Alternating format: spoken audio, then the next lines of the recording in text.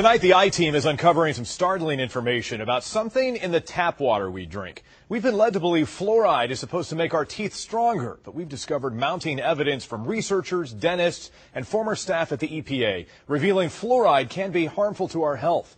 A Triangle viewer who saw an I-Team story we did 5 years ago has now launched a fight to ban the chemical. He's part of a national crusade to remove fluoride from your tap water.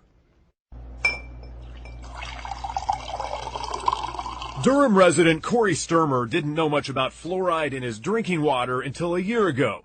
His dentist told him he has fluorosis, a defect that causes white spotting, yellowing, and browning of the teeth and erosion of the enamel. I asked my dentist, is there fluoride in the drinking water? And he said, yeah, it's good for your teeth.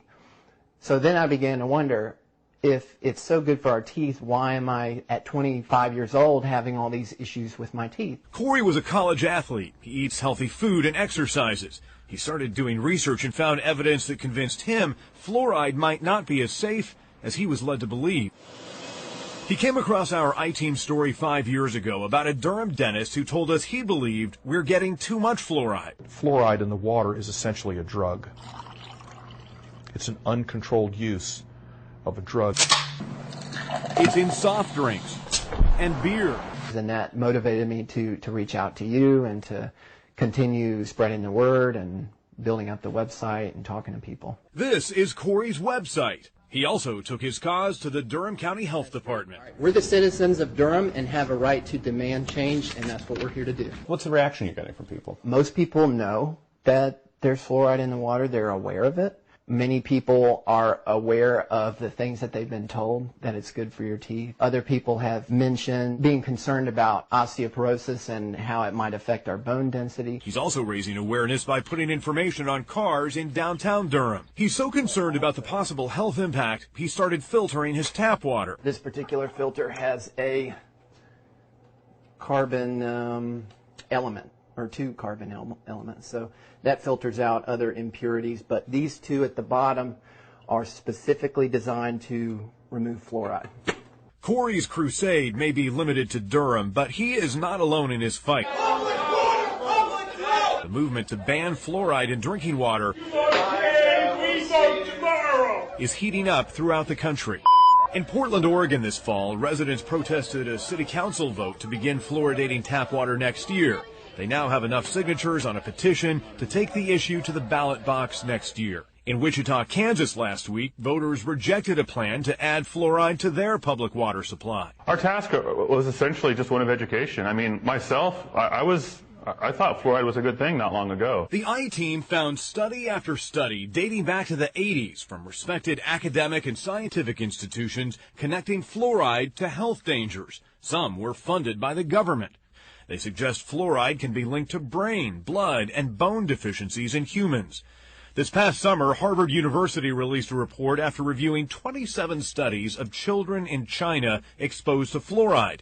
It concluded the higher the fluoride exposure, the lower the child's IQ. One of the most recognized reports was published in 2006 by the National Academy of Sciences. It found fluoride can affect your thyroid and potentially lower the intelligence of children. We identified... The I-Team interviewed Kathleen Thiessen, a scientist who worked on that 400-page study for the EPA. We concluded after 3 years' worth of work that the drinking water standard for fluoride was not protective and cannot be assumed to be safe for humans. Thiessen says the EPA was warned about potential fluoride health dangers by an EPA chemist more than a decade ago. Dental fluorosis. Dr. William Hersey testified in Congress in 2000. He was representing the views of EPA scientists and staff who analyze hazards in the environment. In 1997, we voted to oppose fluoridation, and our opposition has grown stronger as more adverse data on the practice has come in. The CDC and others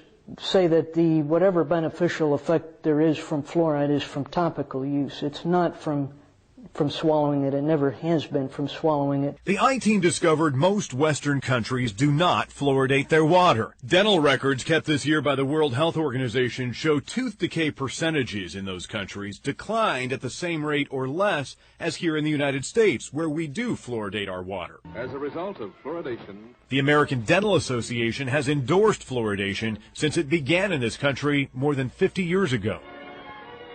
That has been shown to be a very safe and very effective preventive measure for treating a disease that is rampant in our population. That's good. Dr. Tim Wright is a professor of pediatric dentistry at UNC. There is no public health measure that is as cost effective as water fluoridation to prevent tooth decay. Fluoride is like so many things that in the right amount it's very beneficial, and if you have too much is not a good thing. So are we getting too much? 6 years ago, the ADA thought infants might be getting too much fluoride, and it warned parents not to use fluoridated water, but bottled water to mix baby formula. Dentists also want to make sure children don't get too much when they brush their teeth. That is why we currently recommend a smear or a grain of rice size amount, so a very small amount in a child from the time that they first get their teeth, which is 6 months to a year, until they turn 3. And then at 3, the recommendation is to go to more of a small pea-size amount. If you look on the other side of that same toothpaste tube, it says, do not swallow. And why is that? Because fluoride is poisonous. So you have plenty of dental professionals and health professionals saying that fluoride is a good thing. You know, topically it is proven to protect against caries or cavities. That's fine. So why is it in the water? Why do we need to drink it? The EPA doesn't believe the amount of fluoride in water is causing harm. It still has not changed fluoride standards for drinking water more than 6 years after the report by the National Academy of Sciences. And that frustrates Kathleen Thiessen. There probably never was a beneficial effect. Certainly by now when we have fluoride in toothpaste, we have fluoride in mouth rinses, we have fluoride in a number of sources. It is extremely easy to have too much fluoride. It's much harder to control it. As the debate over fluoride in drinking water reaches a boiling point across the country, Corey Sturmer is not taking any chances with his health.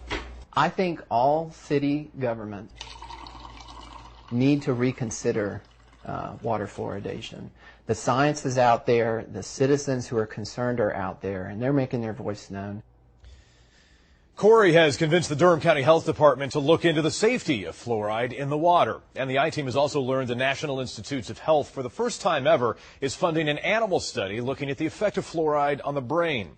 I'd like to know what you think. Are you concerned about the impact of fluoride on you and your children? Let's get the conversation going on Facebook this evening. My Facebook page is Steve Daniels, WTVD. Click the like tab and leave your comments. If you want to know more about other fluoride studies, we have links to those we profiled in our report on our website at abc11.com.